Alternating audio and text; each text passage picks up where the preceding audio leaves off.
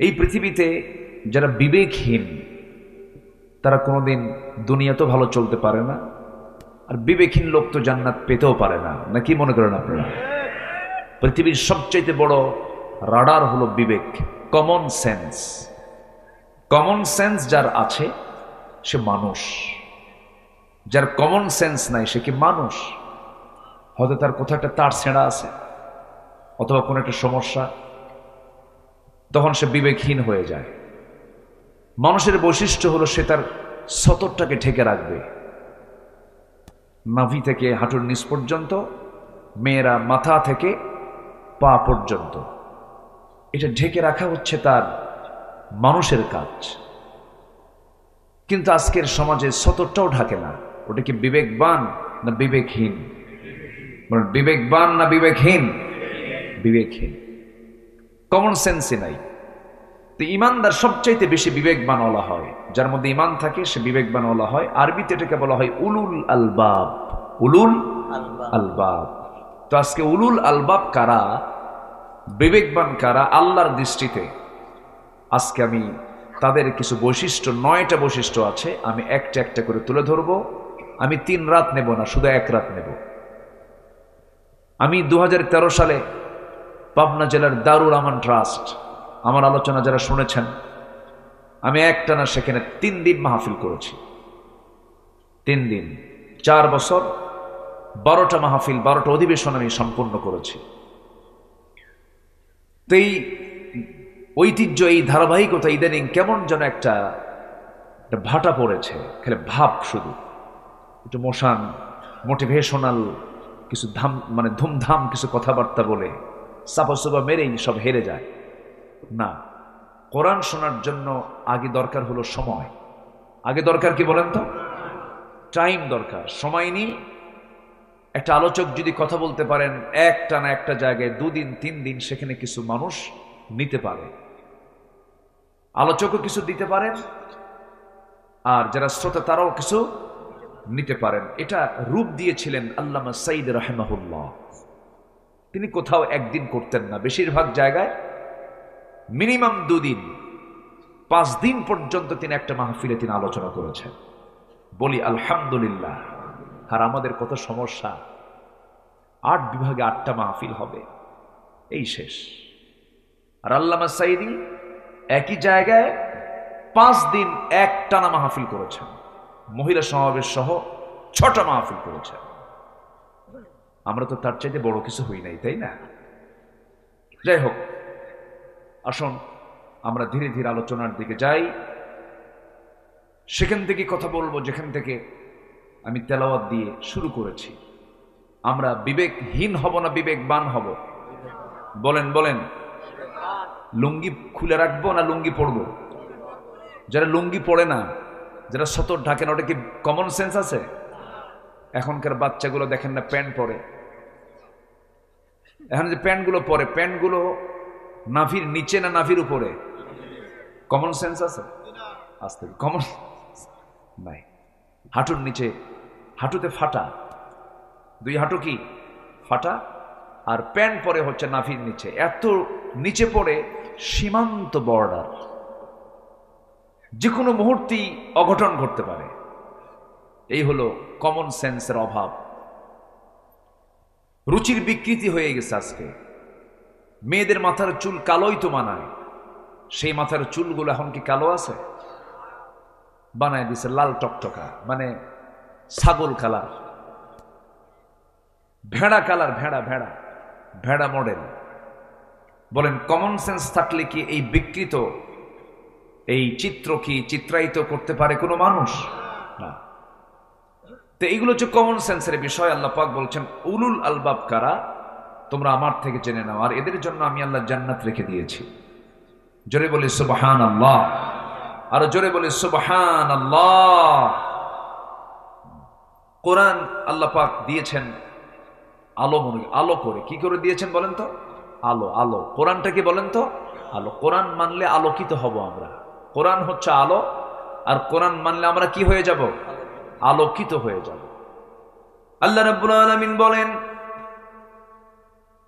আলিফ লাম রা كتاب أنزلناه إليك لتخرج الناس من الظلمات إلى النور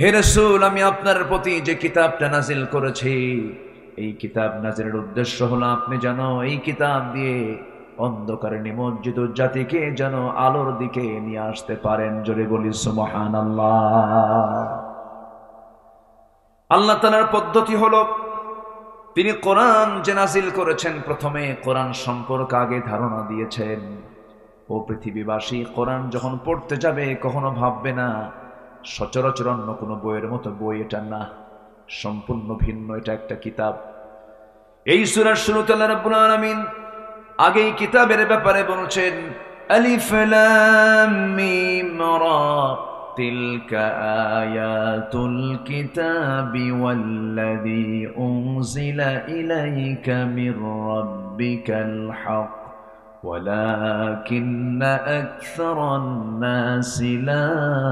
ইয়ালামুন জোরে বলুন আল্লাহু আকবার আমার বন্ধুগণ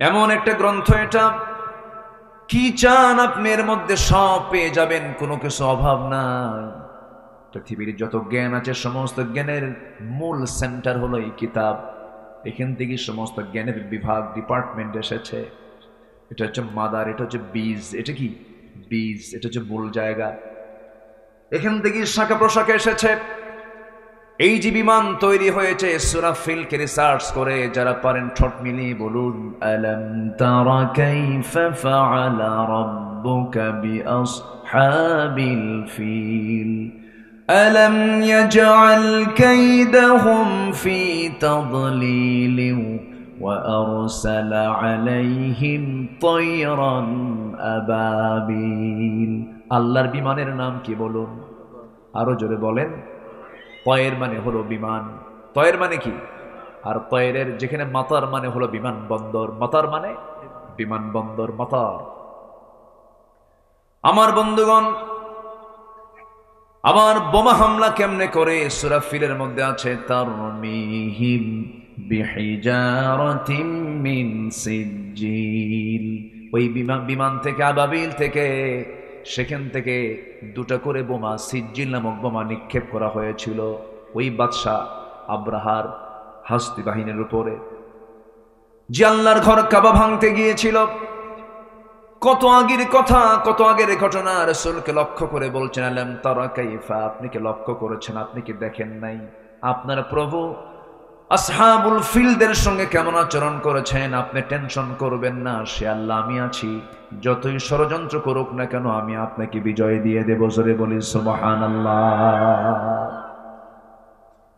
সব কিছুর মধ্যে আছে আউযু বিল্লাহি মিনাশ শাইতানির রাজীম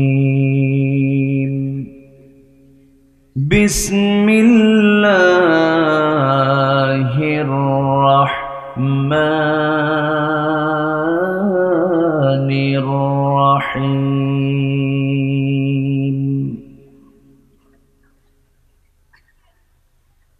আফামান ইয়া'লামু আন্নামা উনজিলা ইলাইকা মির রাব্বিকাল হক কামান হুয়া আ'মা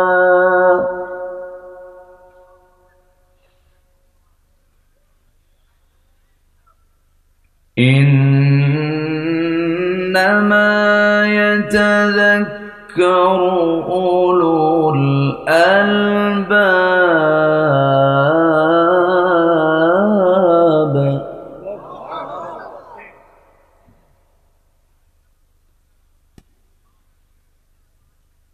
الذين يوفون بعهد الله ولا ينقضون الميثاق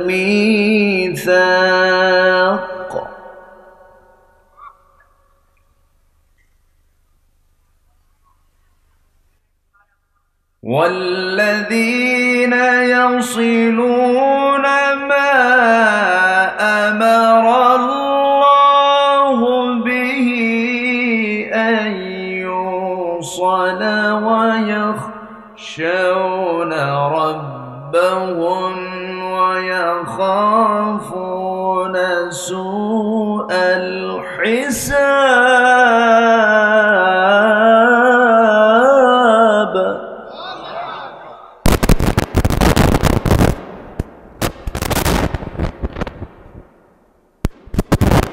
والذين صبروا ابتغاء وجه ربهم وأقاموا الصلاة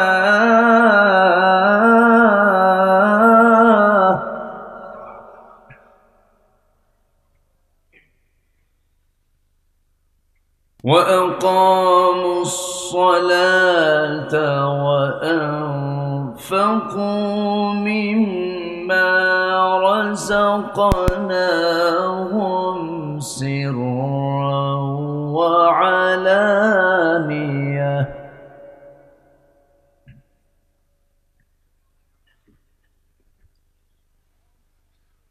ويدرؤون بالحسنة السيئة أولئك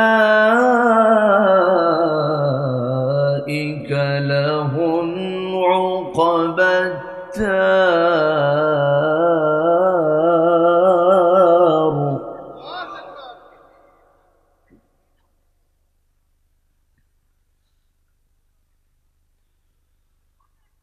جنات عدن يدخلونها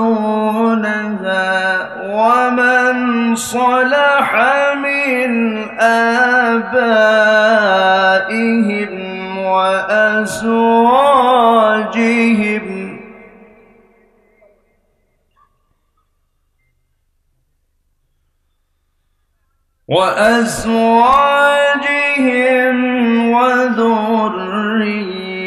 وذريتهم والملائكة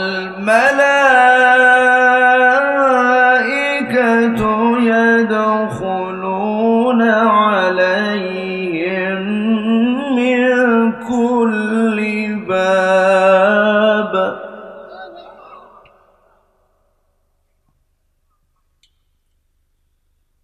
سلام عليكم بما صبرتم فنعم عقبى الدار.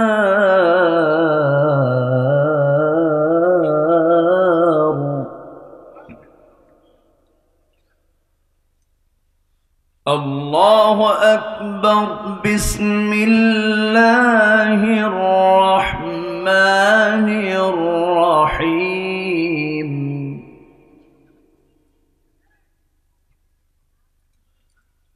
إن الله وملائكته يصلون على النبي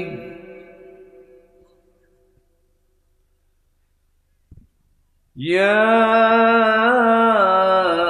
أيها الذين آمنوا صلوا عليه وسلموا تسليما. اللهم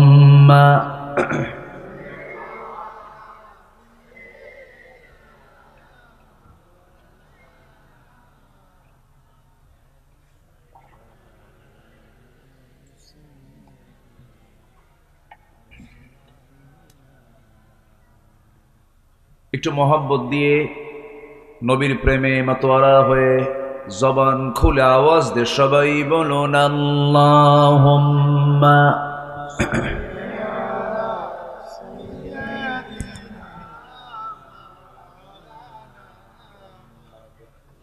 وعلى آل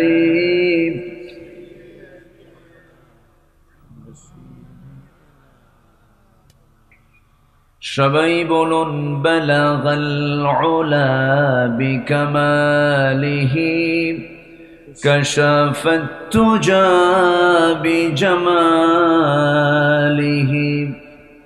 حسنت جميع خصاله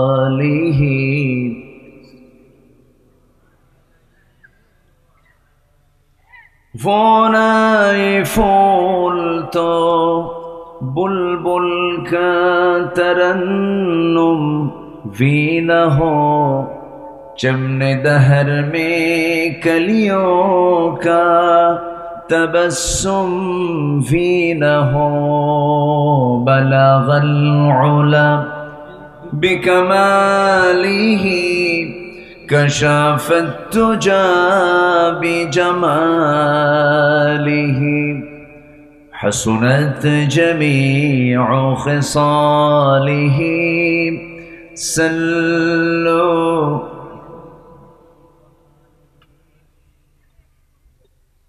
আমি কোরআনের সুর মাঝে শুনেছি যে নাম আজানের সুর মাঝেও শুনেছি সে নাম ও নাম শুনেছি আমি আমার হৃদয় হে রাসূল নবীজি তোমায়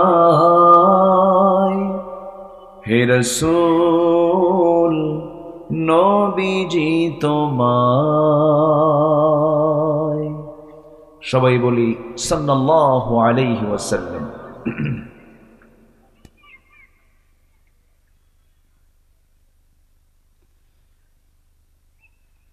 বৃহত্তর খুলনা অঞ্চলের ঝিনাইদহ জেলার মহেশপুর উপজেলার পোড়াদা গ্রামবাসী মাহফিল ইন্তেজামি কমিটি কর্তৃক আয়োজিত প্রথম বার্ষিকী তাফসীরুল কোরআন মাহফিল 2025 মহৎ আয়োজনের সম্মানিত সুযোগ্য সভাপতি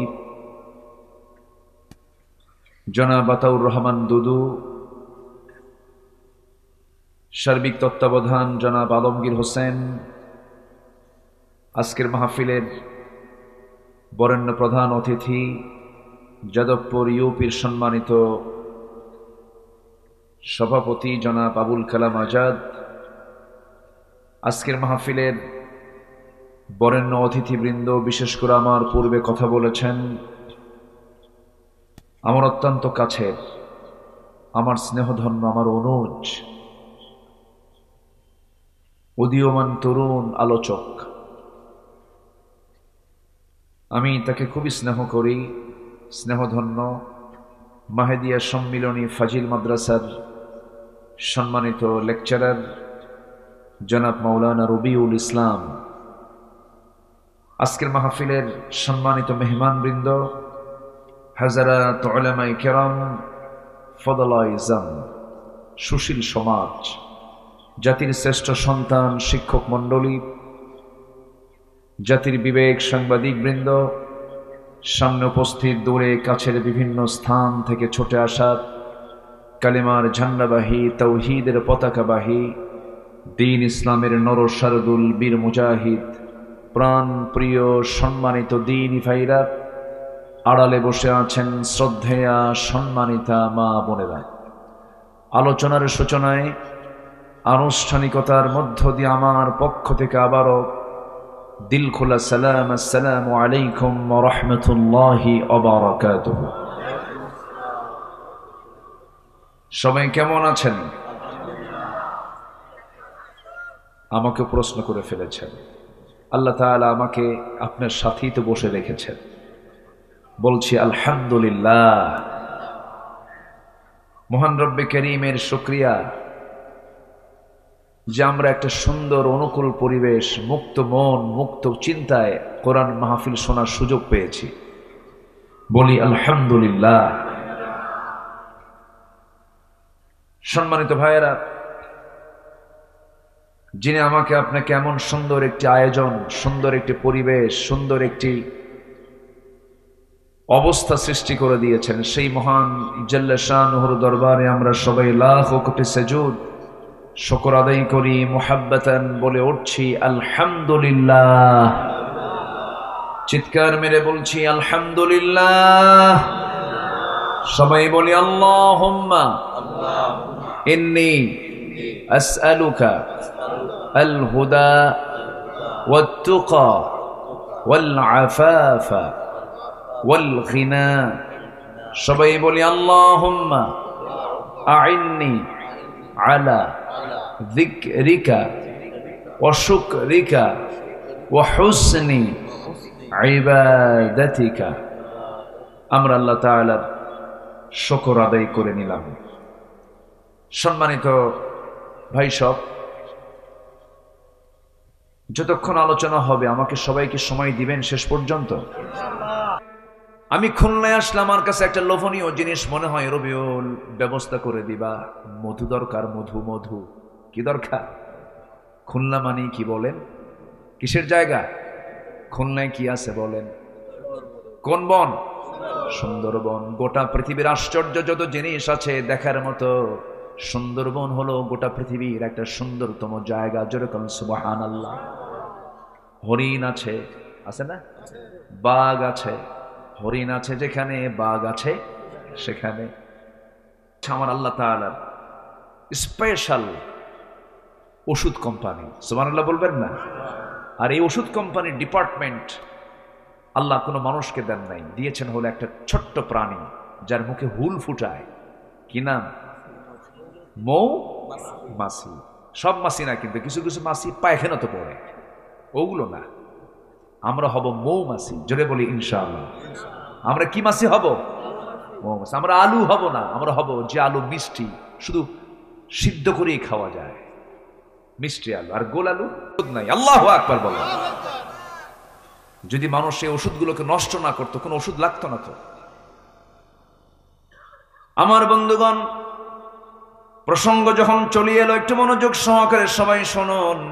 মৌমাছি আল্লাহ রাব্বুল আলামিন এর মধ্যে 114 সূরা দিয়েছেন, 114 সূরা দিয়েছেন। 114 সূরার মধ্যে অন্যতম একটা সূরা হলো সূরাতুন নাহাল, মৌমাছি। তাহলে একটা প্রাণীর নামে সূরা মানে কি? অবশ্যই এই প্রাণীর কিছু রহস্য আছে। আচ্ছা, আমার আলোচনায় কি কষ্ট হচ্ছে নাকি আপনাদের? অনেকে আবার গরম কিছু শুনতে আসে, হুজুর একটু হাসিনাকে গালি দেন। সে তো চলেই গেছে, ওরে নিয়ে এত কথা বলার দরকার আছে নাকি? কিছু কিছু জায়গায় সে খালি গরম, জিহাদি আছে না, এরকম আছে না? আছে, এত বলার দরকার নাই তো। আমরা এতটুকু শুধু বলি, যারা এগুলো করেছেন অপকর্মগুলো, আলেমদেরকে যারা মেরেছেন, জেল খাটিয়েছেন, তওবা করে ফিরে আসেন, আমরা মাফ করে দেব। কিন্তু ষড়যন্ত্র করবেন, হুল ফুটাই দেব কিন্তু। এখন সুযোগ আমাদের। ওরা এতদিন তালিকা করেছে, এখন আমাদের তালিকা করার সময় এসেছে। আমরা আপনাদের চরিত্র নিয়ে চলি না, আমাদের দিল এত ছোট না। আমার নবীজি মক্কা বিজয়ের দিন তিনি বললেন, সবাইকে মাফ করলাম, 17 জন মাফ হবে না। এর মধ্যে একজন হলো ইকরামা ইবনে আবু জেহেল। আবু জেহেলের ছেলে ইকরামা, সে সব যুদ্ধে নবীর বিরুদ্ধে অংশগ্রহণ করেছে। রাসূল ওকে মাফ করবো না, ওকে শেষ করবা তোমরা। রাসূল বলে দিলেন, আমার দেশেও কিছু ক্ষমার অযোগ্য কিছু আসামি আছে, ওদের কোনো ক্ষমা নাই।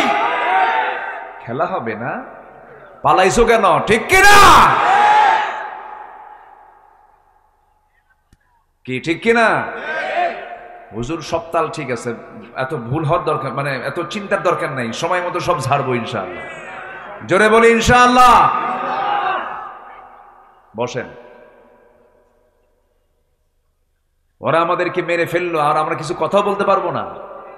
কি কথা বলার দরকার আছে না নাই? সম্মানিত ভাইয়েরা, মৌমাছি এটা এমন একটা প্রাণী, আল্লাহু আকবার, আল্লাহু আকবার। এই প্রাণীকে রিসার্চ করে মোবাইল তৈরি হয়েছে। আলহামদুলিল্লাহ বলবেন না? মানে কোরআন তো একটা গবেষণার কিতাব, তো এটা জাস্ট অনুমান আন্দাজ করে কথা বলা নয়। কোরআন হচ্ছে রিসার্চের কিতাব। এটা মৌমাছি যে কত বড় একটা ডিপার্টমেন্ট, আল্লাহ তাআলা নিজে বলতেছেন যে মধু এমন একটা আমি তোমার জন্য পানীয় করে দিয়েছি যেটা জান্নাতেও পাবা। সুবহানাল্লাহ বলবেন না? এবং দুনিয়াতে দিচ্ছি, এটা পৃথিবীর কোনো মানুষকে এটা দিয়ে আমি বানাচ্ছি না, আমি বানাচ্ছি মৌমাছিকে দিয়ে। আল্লাহু আকবার বলেন। এটা খাও, ক্যান্সার ভালো হয়ে যাবে। এটা খাও, তোমার হাই প্রেশার বন্ধ হয়ে যাবে। এটা পান করো, মৃত্যু রোগ ছাড়া সব রোগের ঔষধ আমি এর মধ্যে ঢুকায় দিয়েছি। কার কথা বলেন? কার কথা? একটু শোনেন, মনোযোগ দিয়ে কথাগুলো শুনবেন, কাজে লাগবে। দেখেন আমার বন্ধুগণ, এই মৌমাছিকে নিয়ে, মৌচাক নিয়ে শতকের পর শতক হাজারো গবেষণা করেছে মানুষ। সর্বশেষ 1973 সালে অস্ট্রিয়ান একজন বিজ্ঞানী কার্ল ভন ফ্রিচ মৌমাছির জীবন চক্র নিয়ে গবেষণা করে তিনি নোবেল পুরস্কার পর্যন্ত পেয়েছেন। তিনি এই বিষয়ে একটা বইও লিখেছেন যার নাম হলো দ্য ড্যান্সিং বিজ।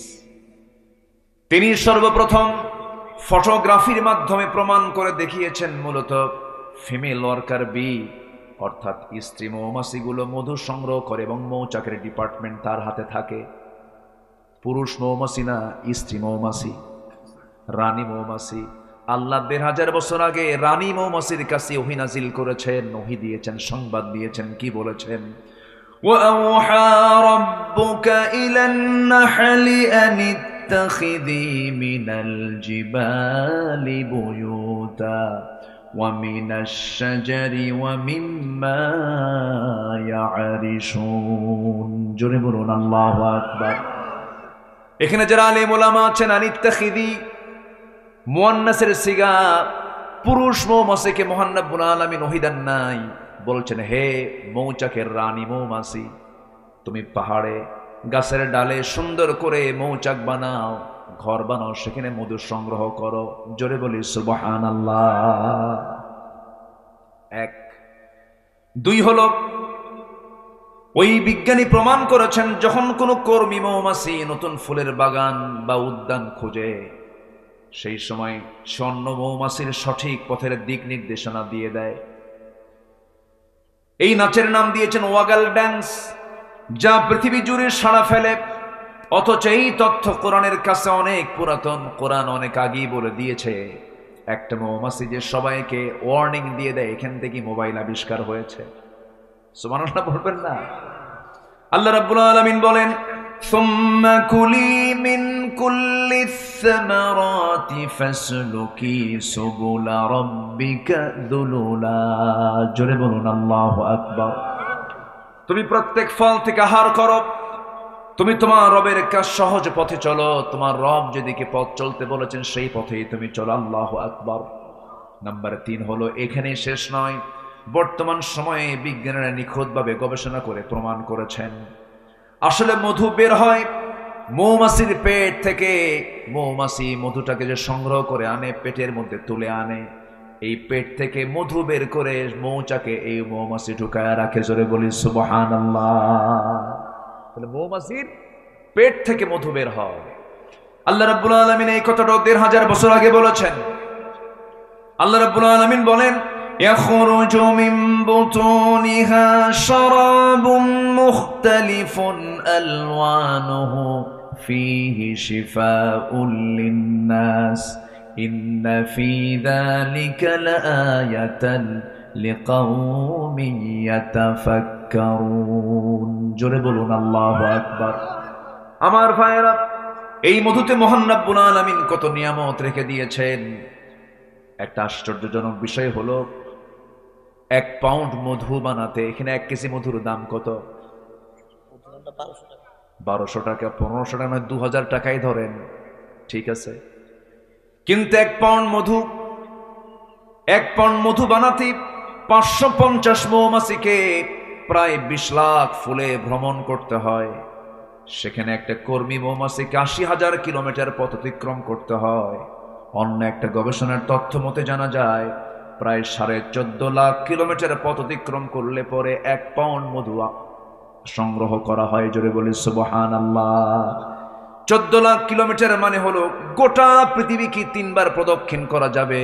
এত ডিস্টেন্স ঘুরে ঘুরে 550টা মৌমাছি 1 পাউন্ড মধু তৈরি করতে পারে। জোরে বলি সুবহানাল্লাহ। মাত্র কত কেজি? 1200।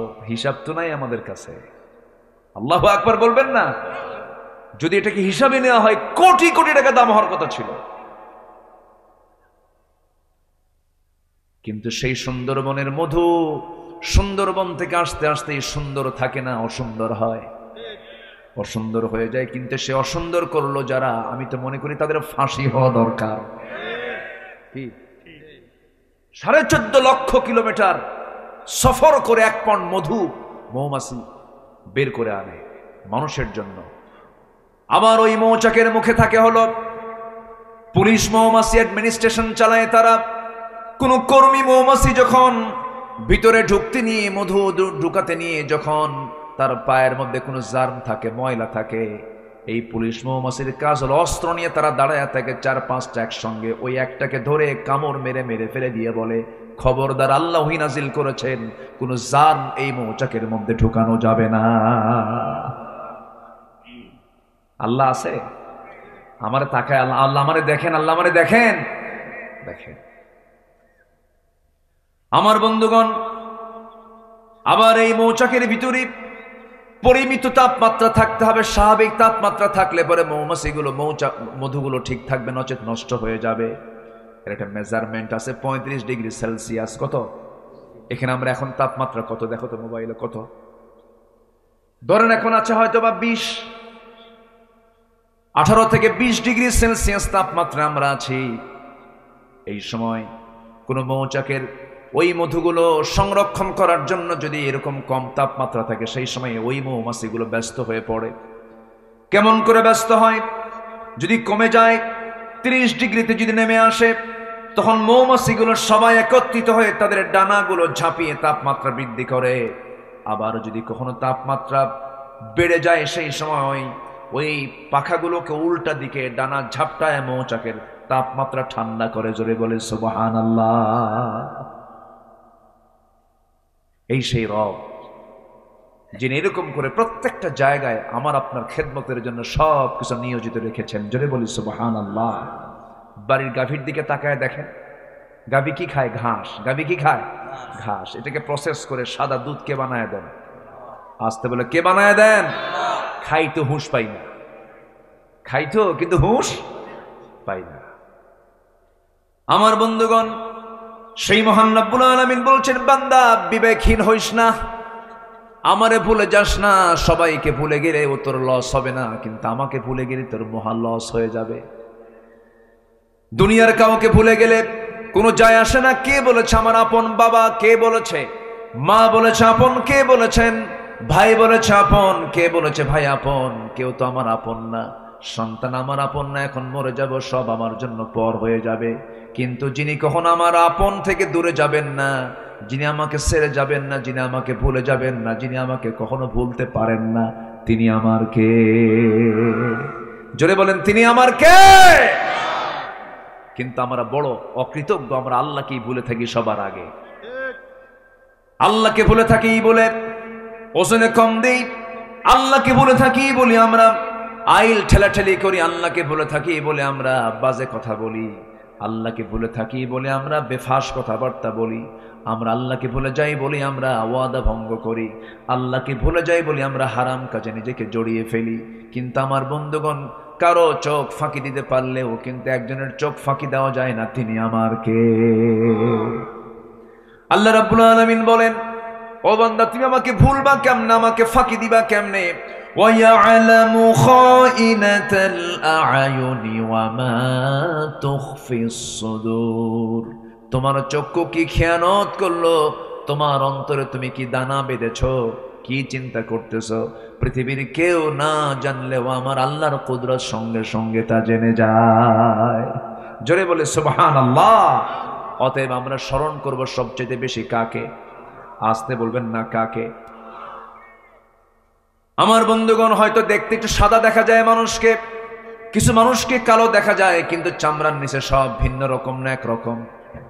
আজ থেকে ভিন্ন রকম না একরকম। দেখেন না রবিউল কত দেখতে সুন্দর, একদম ইউসুফ আলাইহিস সালামের মতো চেহারা, তাই না? কি সুন্দর চেহারা, বলি আলহামদুলিল্লাহ। মাশাআল্লাহ গোশত আছে গায়ে, আমার তো কয়েকশোটা গোশত, গায়ে গোশত টোশতও নাই। কিন্তু আমরা যা দেখি বাইরে একটু সুন্দর দেখা যায়, সুন্দর চামড়া, কিন্তু আল্লাহ রাব্বুল আলামিন সব সমান করে দিয়েছেন। চেহারা বাহ্যিক ভাবে এরকম হয়তো একটু কম বেশি করেছেন, কিন্তু আল্লাহর সৃষ্টি সবই সুন্দর। আমার এক বন্ধু খুব সুন্দর চেহারা ছিল, তার বউটা কালো। শুনেছি বউটা নাকি তার কালো। বললাম, বন্ধু এত সুন্দর চেহারার তুমি লোক, তোমার বউটা নাকি কালো? বন্ধু তুমি বুঝবে না, আমার চোখে দারুণ সুন্দর। আলহামদুলিল্লাহ বলবেন না? আমার চোখে দারুণ সুন্দর। আমি সৌদি আরবে বছর 10 আগে মদিনা মসজিদ নববীর সামনে, রাসূলের রওজার সামনে আমি হাঁটতেছি একা একা, নবীর কবর দেখছি আর হাঁটতেছি। রাসূল আমার আলো আশা, রাসূল আমার ভালোবাসা, রাসূল আমার প্রেম বিরহের মূল আলোচনা, রাসূল আমার কাজে কর্মে অনুপ্রেরণা। রাসূলকে স্বপ্নে দেখবেন ভাই? দেখতে রাজি আছেন? সবাই কি দেখতে রাজি আছেন? অবশ্যই দেখবেন, অবশ্যই দেখবেন। একটু ভাবতে হবে, একটু কি করতে হবে? ভাবতে হবে। ভাবলেই দেখা যায়, ভাবলেই দেখা যায়, দরুদ পড়লেই দেখা যায়। তো আমি হাঁটতেছি, রাসূলের রওজার আশপাশ দিয়ে হাঁটতেছি, হঠাৎ করে সামনে একটা লোক ধরা পড়লো, নাইজেরিয়ান একজন নিগ্রো কালো কুসকুসে মানুষ, অনেকগুলো মানুষ সেখানে। তো আমি লম্বায় প্রায় 71 ইঞ্চি আমি লম্বা, মানে 5 ফুট 11 ইঞ্চি আমার ওজন, মানে হাইট। তো আমি নিজেই ভাবি আমি মনে হয় বেশি লম্বা মানুষ, 6 ফিট মানুষ প্রায় তো কমই পাওয়া যায়। এদিকে আমার হাইটও 71 ইঞ্চি, আবার ওজনও 71 কেজি। তা আমি ওনার দিকে তাকায় দেখি আমার চাইতে মনে হলো সে ফুট 1.5 বড় হবে, 7.5 ফিট উঁচা লম্বা। আমি তার কোমরের কাছে পড়ে আছি, আমি এরকম করে চাই আছি। এত কালো, তাও চকচকা কালো। কি কালো বলেন তো? চকচকা কালো একদম, মানে দাঁত ছাড়া কিছু দেখা যাচ্ছে না, শুধু একটাই সেখানে শুধু সাদা দেখা যায়, সেটা কি? দাঁত। একদম কালো, ঘন কালো। মাথার চুলও কালো, চুলের সাথে চামড়া মিলে গেছে একদম। সে চুলগুলো আবার খাড়া খাড়া শক্ত, গুনার মতো। গুনা বোঝেন তো? গুনার মতো শক্ত। তো আমি তাকে দেখেই আমি বললাম, মিনাইনা যেতা ইয়া আখি, আমার ভাই আপনি কোন জায়গা থেকে আসছেন, আপনার বিলাদ দেশ কোথায়? বলল আফ্রিকা, নাইজেরিয়া। তো বললাম যে ভালো আছেন তো? হ্যাঁ ভালো। তা আমি আমার দিকে বারবার চেয়ে আছে, আমি কি যেন বলবো তাকে, সে আমার দিকে চেয়ে আছে।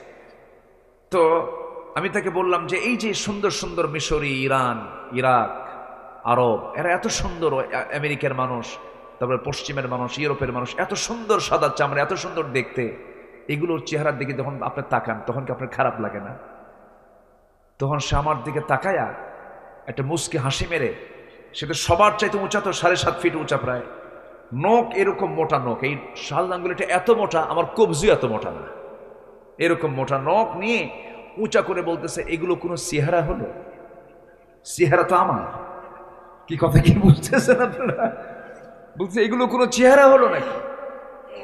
এগুলো শুধু গলায় ধরবো আর একটা চাপ দেব, শেষ।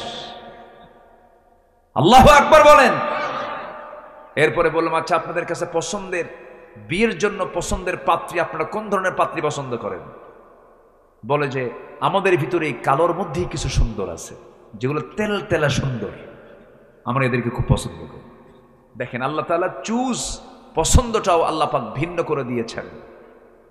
এটা কে করে দিয়েছেন? কে করে দিয়েছেন? আল্লাহ করে দিয়েছেন।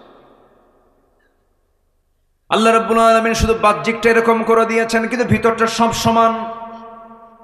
আমাদের দেহে যে ডিএনএ আছে, যে ডিএনএ এখন টেস্ট করা হয়, আজ থেকে 200 বছর আগে ডিএনএ মানুষ বুঝতো না।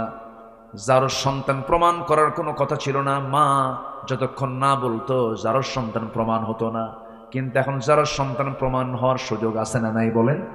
আছে। ডিএনএ টেস্ট করলেই সব ধরা পড়ে যায়, কার বাচ্চা এটা, কার সন্তান এটা, কার সন্তান সে পেটে লালন করেছে, কে কোথায় অবৈধ করেছে, আজকে সবকিছু বিজ্ঞান প্রমাণ করেছে সে ডিএনএটা, এই ডিএনএ তার মোট দৈর্ঘ্য হলো 2000 কোটি কিলোমিটার লম্বা। জোরে কোন আল্লাহু আকবার। 2000 কোটি কিলোমিটার লম্বা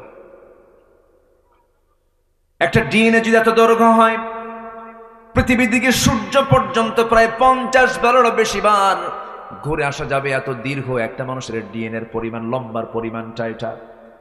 ডিএনএতে আল্লাহ রাব্বুল আলামিন এত তথ্য দিয়েছেন, যদি এনসাইক্লোপিডিয়ার সমান 900টা খণ্ড বিশালাকার বই হবে তবুও লেখা শেষ হবে না।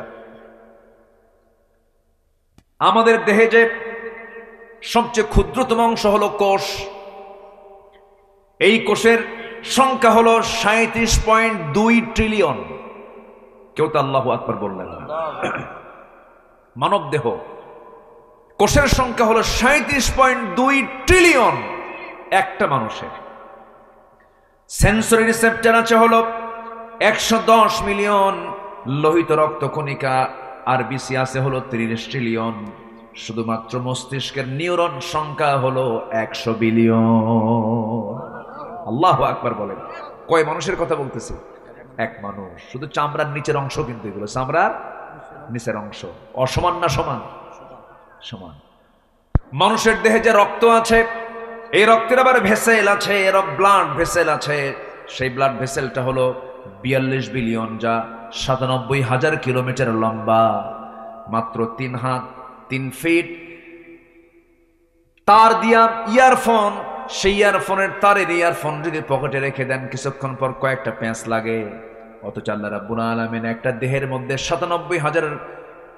97,000 কিলোমিটার লম্বা ব্লাড ভেসেল রেখে দিয়েছেন। কোনোদিন সেই ভেসেলের মধ্যে কোনো প্যাঁচ লাগলো না। জোরে বলি সুবহানাল্লাহ। কে করেছেন?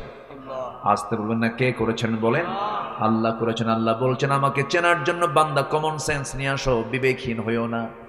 তোমার মাথা থেকে পা পর্যন্ত তুমি দেখো, কারো অবদান এখানে চুল পরিমাণ নাই, সম্পূর্ণ অবদান একমাত্র তিনি কে? আল্লাহ বলছেন, বান্দারে তুমি বিবেকবান হও। বিবেকবানের কিছু বৈশিষ্ট্য আমি তোমাকে শেখায় দিচ্ছি, বান্দা শুনে রাখো। আল্লাহ রাব্বুল আলামিন সুন্দর করে বলছেন, কি সুন্দর করে তিনি জানাচ্ছেন। আল্লাহ রাব্বুল আলামিন বলছেন, أفمن يعلم أنما أنزل إليك من ربك الحق كمن هو أعمى إنما يتذكر أولو الألباب। জোরে বলুন আল্লাহু আকবার। উলুল আলবাব কারা? নাম্বার 1 হলো الذين يوفون بعهد الله ولا ينقضون الميثاق। নাম্বার 1 হলো বিবেকবান মানুষ তারাই যারা কখনো ওয়াদা ভঙ্গ করে না। কি ভঙ্গ করে না বলেন? 1 নাম্বার ওয়াদা আমরা করেছি কার কাছে? আসতে বলুন কার কাছে? দুনিয়াতে না, রূহের জগতে। বলেন কোথায় কোথায় কোথায়? মনে আছে আপনাদের? মনে আছে? কই মনে আছে আপনাদের? কি ঘুমাচ্ছেন নাকি আপনারা? মনে আছে? মনে নাই? মনে নাই তো। রূহের জগৎ আপনি যে বলছেন, হ্যাঁ তুমি আমার রব, মনে আছে আপনাদের? মনে তো নাই, আবার হ্যাঁ করেন কেন? মনে নাই তো। মনে আছে তোমার? আচ্ছা, আমারও তো মনে নাই। এই যে মার দুধ খাইছেন, মনে আছে কারো? মনে আছে? কেমনে মনে থাকবে? 2 বছরে মনে থাকে? আচ্ছা, মার পেটে 10 মাস ছিলাম, মনে আছে কার কার? হাত তোলে। ওই যে তুলছে একজন, মার পেটে ছিল, হাত তুলছে, মনে আছে? আচ্ছা, মার পেটে 10 মাস ছিলাম, মনে নাই। দুধ পান করেছি 2 বছর, হাওলাইনি কামিলাইন, তাও মনে নাই। কিন্তু আমি বিশ্বাস করি কি বিশ্বাস করি না বলেন? বিশ্বাস করেছি, কারণ মা বলেছেন, বাজান তোকে আমি 2 বছর দুধ খাওয়াইছি রে। তুই আমার পেটের মধ্যে ছিলি 10 মাস, লাথি মেরেছিস।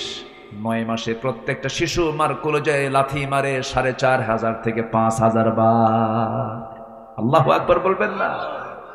এই মার এই অবদান কেউ অস্বীকার করতে পারবেন? কেউ কি পূরণ করতে পারবেন? না। এই তো উঠে যাওয়ার সিলসিলা শুরু হচ্ছে ধীরে ধীরে। কি যাবেন নাকি আপনারা? আমি কিন্তু যেতে দেব না, কেউ যাবেন না, আমরা সবাই থাকবো। জোরে বলি ইনশাআল্লাহ। খুব চাপ থাকলে একটু বলবেন, হাত উঁচু করবেন, হুজুর এই যে সমস্যা, আমি পারতেছি না, শুধু এটা বলবেন, কিন্তু কেউ যাবেন না। আমি মাহফিলে এসে আমি খুবই আনন্দিত, আপনাদের মাহফিলে এসে আমি খুবই আনন্দিত। এত সুন্দর ভদ্র শ্রোতা আপনারা, বলি আলহামদুলিল্লাহ। এটি কি জনসভা না ইবাদতের জায়গা? বলেন বলেন, কিসের জায়গা এটা? ইবাদতের জায়গা। ইবাদত মনে করে থাকবেন, তাহলে সওয়াব পাবেন, অগণিত সওয়াব, অগণিত অগণিত অগণিত। আল্লাহু আকবার বলেন। এগুলো বুঝবো মরার পরে। বসেন। আমার বন্ধুগণ, সেই মার পেটের ভিতরে আমি ছিলাম, লাথি মেরেছি, মার পেটে গিয়ে মার কলিজায় গিয়ে আঘাত লেগেছে। আল্লাহ পাক বলেন, প্রত্যেকটা মাকে আমি আল্লাহ মুজাহিদের সমান সব তার আমলনামায় লিখে দেই। আল্লাহ সব ক্ষেত্রে উদার। কিন্তু দুঃখজনক হলো, সত্য মার প্রসঙ্গ যখন চলে এলো, আল্লাহ রাব্বুল আলামিন জাহান্নামের মধ্যে আবার দাগি দাগে আসামিকে গর্তের মধ্যে ঢুকাবেন। গর্তগুলো ভয়ঙ্কর গর্ত, গাই নামক গর্ত আছে, ওয়াইল নামক গর্ত আছে। তার মধ্যে একটা শ্রেণী হলো যারা দুনিয়ার জিন্দেগিতে বাপ মাকে যারা ভাত দেয় না, বাপ মার সঙ্গে যারা ভালো আচরণ করে না, বাপ মাকে যারা সময় দেয় না, বাপ মাকে যারা খেদমত করে না, যারা বাপ মার মনে হৃদয়ে কষ্ট দেয়, আল্লাহ বলছেন আমি আল্লাহ তাদেরকে জাহান্নাম শুধু নয় জাহান্নামের গর্তের মধ্যে ঢুকাবো। এমন লোক বুঝি জিনায় দাহে নাই? যাবেন না এই সময়। এই সময় উঠলি ভাববো ওর বাপ মাকে দেখতে পারে না। বসেন। কি বাপ মাকে দেখতে? আচ্ছা বলেন তো, মা বড় না বউ বড়? ভালো করে চিন্তা করে কবেন, বইয়ের দিকে আগে মনে করবেন, এরপরে কবেন। ভালো করে বলেন, মা বড় না বউ বড়? মাহফিলে মা বড়, বাড়িতে বউ বড়? হ্যাঁ আমার বন্ধুগণ,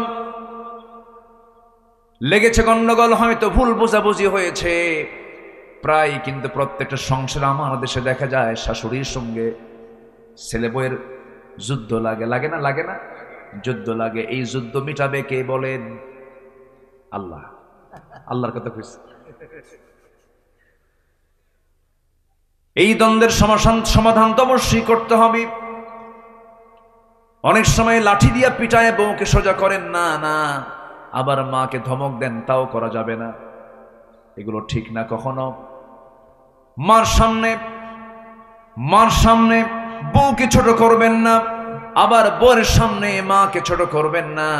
মাকে মার জায়গায় নিয়ে চলে যাবেন, আবার বউকে বউয়ের জায়গায় সেপারেশন করে সুন্দর করে বুঝায়া বলবেন। মাকে বলবেন সুন্দর করে, মা আমার এটা তোমার একমাত্র ছেলে বউ, তোমার মেয়েকে তুমি বিয়ে দিয়েছ, অন্যের ঘরে চলে গেছি, তুমি তাকে নিজের মেয়ের মতো মনে করো।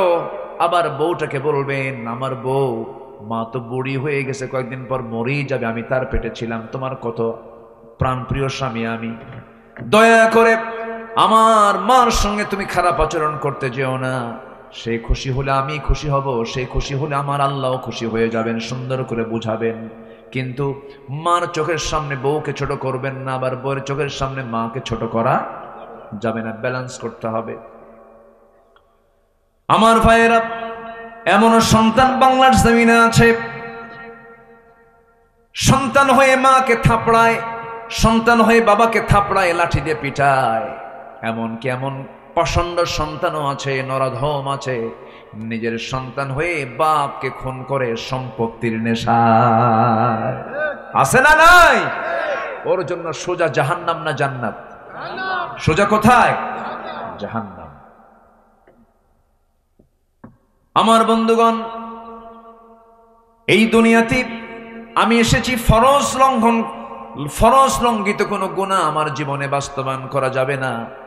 ফরজ লঙ্ঘিত কোনো গুনাহ করলে পরে তার জন্য জাহান্নাম বরাদ্দ হয়ে যাবে।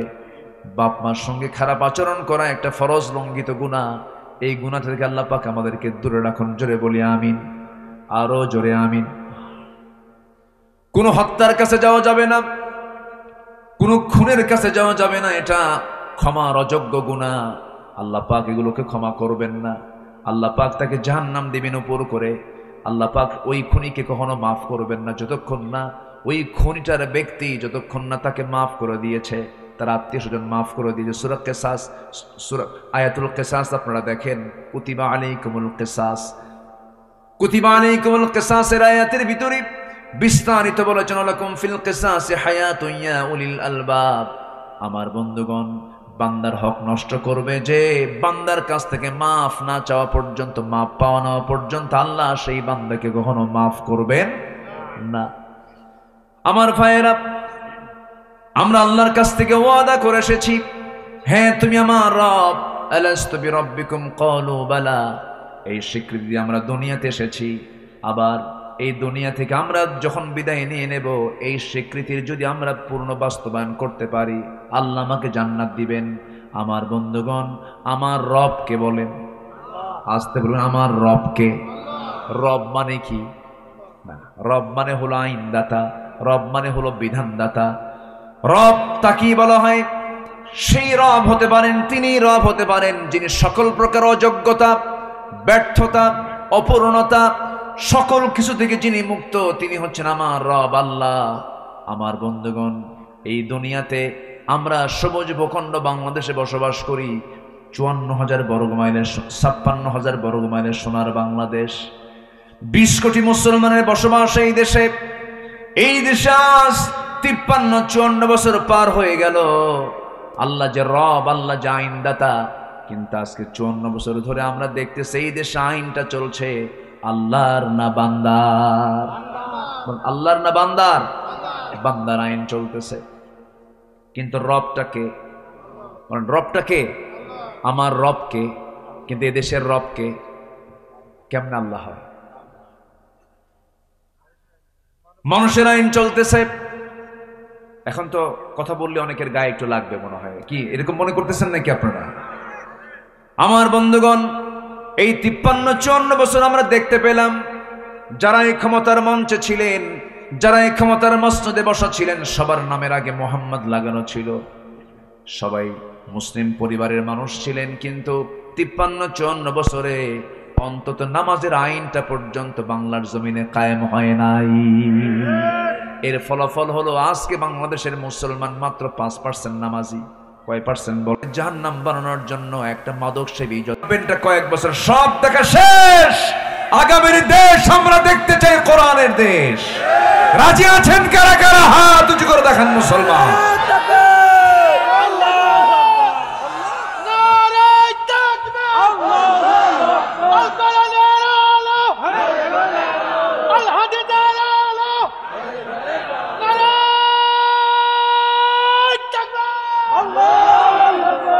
আল্লাহ কবুল করুন, জোরে বলি আমিন। একটু পিছনে বসেন, হ্যাঁ, জোরে বলি আল্লাহুম্মা আমিন। তাহলে আগে, সবার আগে আমরা কার ওয়াদা পূরণ করব? আসতে বলবেন না, কার ওয়াদা পূরণ করব? আল্লাহ বলেছেন, তুমি কি, আমি কি তোমার রব নই? আলাস্তু বিরাব্বিকুম, আমি বলেছি ক্বালু বালা, হ্যাঁ তুমি আমার রব। কিন্তু আজান শুনলে মসজিদে যাই না কেন? কি কথা কি বুঝতেছেন? সবাই কি নামাজ পড়তে রাজি আছেন? সবাই কি নামাজ পড়তে রাজি আছেন? কয় ওয়াক্ত নামাজ? কয় ওয়াক্ত নামাজ? এটা হাত তুলে দেখানো যাবে কি? জোরে বলি ইয়া আল্লাহ, আরো জোরে ইয়া আল্লাহ।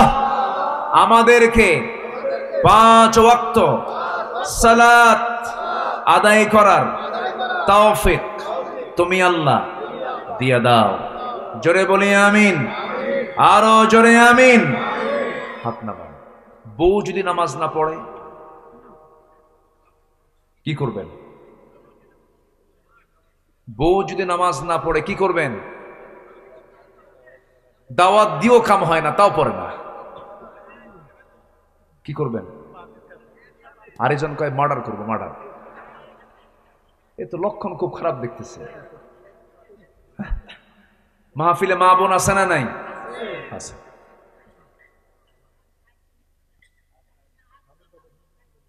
ওই যে দেখছেন মুরব্বী ফাইন কথা বলছে, যদি না শোনে একদম বাপের বাড়ি পাঠাই দেবো, যা। সুন্দর কথা। জি চাচা, চাচা চাচি নামাজ পড়ে তো? আপনারটা পড়ে তো নামাজ নাকি? হ্যাঁ, মরে গিয়েছে।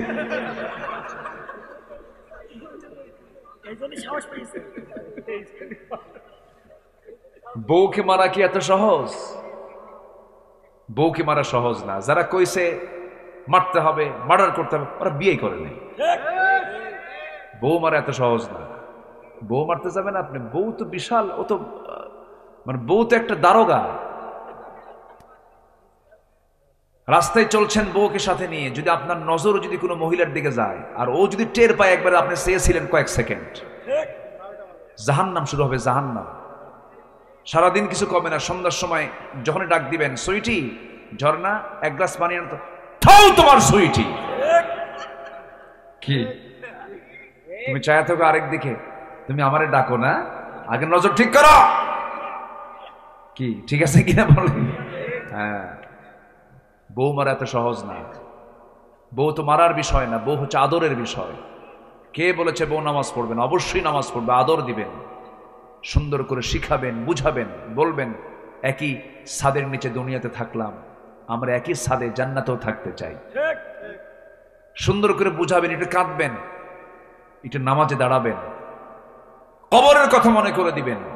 আমার নবীজির প্রথম দাওয়াত ছিল আম্মা জান খাদিজার কাছে। জোরে বলি সুবহানাল্লাহ। প্রথম দাওয়াত দেব আমরা কোথায় বলেন? বাড়িতে, স্ত্রীর কাছে আগে দাওয়াত দেব। কে বলেছে বউ শুনবে না কথা? যদি নামাজ না পড়ে সুন্দর করে বুঝায় বলবেন, চারটা কারণে স্বামী তার স্ত্রীকে শাসন করতে পারবেন, তবে এই শাসন কিন্তু সেই শাসন না। আমার মায়েরা, ভয় পাওয়ার কোনো কারণ নাই। চারটা কারণে আপনি স্বামী তার স্ত্রীকে শাসন করবেন। নাম্বার 1, যদি নামাজ না পড়ে। নাম্বার 2 হলো যদি রোজা না রাখে। নাম্বার 3 হলো স্বামীর বৈধানুগত্য যদি না করে। বৈধানুগত্য এই জন্য বললাম, ফেরাউন মার্কা স্বামীও কিন্তু আছে জমিনে। আসতে বলবেন না, আছে না নাই? ফেরাউন মার্কা স্বামী হলে পরে ওই স্বামীর আনুগত্য করা যাবে না, বরং সেই সময় ওই মহিলার জন্য আসিয়ার মতো ভূমিকা পালন করতে হবে। আসিয়া স্বামীর মহাব্বতে নয়, আল্লাহর মহাব্বতে জীবন দিয়েছেন। স্বামীর অবৈধ আনুগত্যের কাছে তিনি কখনো মাথা নত করেন নাই। দুনিয়া থেকে বিদায় নিয়েছেন। আমার মায়েরা শোনেন কথাগুলো। অনেক মা বোন আজকের মাহফিল আসছেন, মাদেরকে বলবো, আপনার মডেল হবেন আসিয়া, আপনার মডেল হবেন মারিয়াম, আপনার মডেল হবেন খাদিজা, আপনার মডেল হবেন আম্মা জান আয়েশা সিদ্দিকা রাদিয়াল্লাহু তাআলা আনহা। এদেরকে ফলো করবেন, এদের আদর্শকে লালন করবেন, ফাতিমার আদর্শকে লালন করবেন। ফাতিমা দুনিয়া থেকে বিদায় নেবেন, স্বামীকে ডাক দিয়ে বলছেন, স্বামী আমার দুনিয়া থেকে বিদায় নেব, মনে হয় আমার জানাজা যেন দিনের বেলা না দিয়া রাতের বেলা যেন জানাজা দেওয়া হয়। দিনের বেলা জানাজা দিলে পরে লক্ষ লক্ষ মানুষের সমাগম হয়ে যাবে, আমার পর্দার খেলাফ হয়ে যাবে। আমি চাই না আমার মৃত্যুর পর আমার লাশ সবার সামনে রাখা হোক। আমি কতটুকুন লম্বা, কতটুকুন মোটা চিকন, এটা মানুষ অনুমান করবে, আমার পর্দার খেলাফ হয়ে যাবে। রাতের বেলা কয়েকজনকে ডাক দিয়ে আমার জানাজার কাফন দাফন করে দিবেন। ফাতিমা দুনিয়া থেকে বিদায় নিলেন আমার নবীর ইন্তেকালের মাত্র 6 মাস পরে। অল্প বয়সে তিনি দুনিয়া থেকে বিদায় নিয়েছেন। এর মূল কারণ ছিল শিব আবু তালেবের না খায়া খায়া পেটের নাড়িগুলো শুকে গিয়েছিল, দুরারোগ্য রোগে আক্রান্ত হয়ে পড়েছিলেন। ফাতিমা যখন দুনিয়া থেকে বিদায় নিলেন, আবু যার গেফারি একজন পাগল সাহাবী, নবীর প্রেমের পাগল সাহাবী, নবীর পরিবারের পাগল সাহাবী। আবু যার গেফারি রাতের বেলা স্বপ্নের মধ্যে দেখতে পেলেন নবীজি তাকে বলছেন, আবু যর, আমার কলিজার টুকরা ফাতিমা নাই, ফাতিমার জন্য সুন্দর করে তার কবরের ব্যবস্থা করো, জানাজার আয়োজন করো। রাতের বেলা কেউ জানে না। আবু যার গেফারি রাদিয়াল্লাহু তাআলা আনহু আলী রাদিয়াল্লাহু আনহুর বাড়িতে এসে দরজায় কড়া নেড়ে বলছেন, ভাই আলী দরজা খোলো, তুমি আমাকে সংবাদ দাও নাই, কিন্তু রাসূল আমাকে সংবাদ দিয়ে জানিয়ে দিয়েছেন ফাতিমার দুনিয়াতে নাই। রাসূল জানিয়ে দিয়েছেন আমি যাচ্ছি কবর খনন করতে, তুমি সব আয়োজন সম্পন্ন করো। কবর খনন করতে গেছেন, বেশি জন না, কয়েকজনকে জানানো হয়েছে রাতের বেলায় কাফন দাফন হয়ে যাবে। জানাজা পড়াচ্ছেন সাইয়েদনা আলী, স্বামী তারা জানাজা পড়াচ্ছেন। ওইদিকে কবর খনন করতে গেছেন আবু যার গেফারি, কবরকে লক্ষ্য করে বলছেন, কবর রে, আজকে তোর মধ্যে আমি যাকে রাখতেছি কলিজার টুকরা হাসান হুসাইনের মা, বিশ্বনবীর কলিজার টুকরা ফাতিমা, খাতুনে জান্নাত ফাতিমা, কবরদার কবর তুই এই ব্যক্তিটার সঙ্গে, এই নারীর সঙ্গে কখনো অসম্মানজনক আচরণ করবি না। আবেগ আপ্লুত হয়ে কথাগুলো বলছিলেন। সিরাত গ্রন্থে আসছে এই জাতীয় কথা যখন তিনি বলতেছিলেন, উনি ভাবতেই পারেন না কবর থেকে কোন আওয়াজ আসবে। এই কথা বলে তিনি কাঁদতে কাঁদতে তিনি কবর থেকে উঠতেছেন, ভিতর থেকে একটা আওয়াজ আসলো, আবু যার রে, তুমি এতক্ষণ ধরে যে সমস্ত কথাগুলো বললে এই সমস্ত কথাগুলো কবরে চলবে না, এখানে লাগবে হচ্ছে আমল। কি লাগবে বলেন? আমল লাগবে। আমল যদি ভালো হয়, আমল যদি ভালো হয়, আমল যদি নেক হয়, কোনো সমস্যা নাই, কবর সে শান্তির জান্নাতের ফ্লেভার পেয়ে যাবে। আর আমল যদি খারাপ হয়, পৃথিবীর এক প্রান্তের মাটি অপর প্রান্তে চলে যাবে, অপর প্রান্তের মাটি অপর প্রান্তে চলে গিয়ে রক্ত হাড় মাংসগুলোকে সব মাটির সঙ্গে একাকার করে দেওয়া হবে। এই জায়গায় আমল ছাড়া কোনো কিছু চলে না। আল্লাহু আকবার। আবু যার গিফারি, ওই যে তিনি ওই কবর থেকে উঠে দাঁড়িয়ে ওই যে সংসারে বিরাগী হয়ে পড়েছিলেন, জীবনের সংসার জীবনে ফিরতে পারেন নাই, তিনি আল্লাহর জিকির করতে করতে দুনিয়া থেকে বিদায় নিয়ে চলে গেছেন। আমার মায়েরা এই জন্য সেই ফাতিমার মতো, সেই খাদিজার মতো, সেই আসিয়ার মতো জীবন যাপন আপনাকে শিখতে হবে, করতে হবে। আসিয়া আলাইহিস সালাতু ওয়াস সালাম দুনিয়া থেকে বিদায় নিচ্ছেন, স্বামী এসে বলতেছে, আসিয়া শুনলাম তুমি নাকি কালেমা পড়েছো। তিনি বলেন, কালেমা আপনি শুনবেন কেন? আপনি দেখেন লা ইলাহা ইল্লাল্লাহ। সঙ্গে সঙ্গে আসিয়ার উপরে বিশাল বড় পরীক্ষার পাথর জমা হয়ে গেল। বলতেছে, আসিয়া তুমি কি জানো এই রাষ্ট্রের রাষ্ট্রপতি আমি, তুমি আমার বিরুদ্ধে ভেটো দেওয়া মানে তোমার জীবনকে শেষ করে দেওয়া। আসিয়া বলছেন, স্বামী আপনি আমার, কিন্তু আমার রব সবার উপরে, আমার রবকে খুশি করতে গিয়া দুনিয়ার সব ছাড়বো, কিন্তু আমার রবকে ছাড়বো না, কারণ ওয়াদা করেছি কার সাথে? আল্লাহ পাক বলছেন, আল্লাযীনা ইউফুনা বিআহদিল্লাহ, যারা আল্লাহর সঙ্গে যারা ওয়াদা পূর্ণ করবে তারা হচ্ছে উলুল আলবাব, তারা হচ্ছে বিবেকবান। জোরে বলি আল্লাহু আকবার। সাইয়্যিদুনা আসিয়া আলাইহিস সালাতু ওয়াস সালাম, সাইয়্যিদাতুনা আসিয়া আলাইহিস সালাতু ওয়াস সালাম তিনি কি করলেন? স্বামীকে ডাক দিয়ে বলছেন, স্বামী আমার, দুনিয়া থেকে বিদায় নেব, কিন্তু বাতিলদের সঙ্গে আমি আপোষ করব না। শেষ পর্যন্ত জল্লাদ তার সামনে রেডি হয়ে গেছে। জল্লাদ হাতের মধ্যে কি বলে করাত নিয়ে দাঁড়ায় গেছে। শেষবারের মতো ফেরাউন বলছে, এই যে করাত দিয়ে তোমাকে 2 টুকরা করা হবে, তুমি কি বলবে বলো? আসিয়া বলছেন, আমার স্বামী আপনি আমাকে মৃত্যুর হুমকি দেখাচ্ছেন, আর আল্লাহ তাআলা আমাকে 8টা জান্নাতের দরজা দেখায় দিতেছে। জোরে বলি সুবহানাল্লাহ। সঙ্গে সঙ্গে কি করা হলো? করাত দিয়ে জল্লাদকে সামনে বসায় দেওয়া হলো। এবার করাত তার কপালে ঠেকিয়ে দেওয়া হলো। আসিয়া আলাইহিস সালাতু ওয়াস সালাম কোনো কিছু কি পরোয়া করলেন না, কারণ কার সঙ্গে ওয়াদা করেছেন, কার সঙ্গে ওয়াদা হয়ে গেছে। সঙ্গে সঙ্গে তিনি বলছেন, ও আল্লাহ, মৃত্যুর দুয়ারে আমি দাঁড়িয়েছি, আল্লাহ আমার মৃত্যু হয়ে যাবে মনে হয়।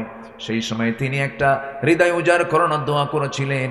সেই দোয়াটা আল্লাহ রাব্বুল আলামিন খুব সুন্দর করে কবুল করে, তিনি হচ্ছেন তাওরাত কিতাবের অনুসারী, তার নবী ছিলেন মূসা আলাইহিস সালাতু ওয়াস সালাম, অথচ সে আসিয়ার দোয়াটা আল্লাহ রাব্বুল আলামিন চয়েস করে শ্রেষ্ঠ কিতাব কোরআনে কারীমের মধ্যে সূরা তাহরিমে কোট করে দিয়েছেন। জোরে বলি সুবহানাল্লাহ।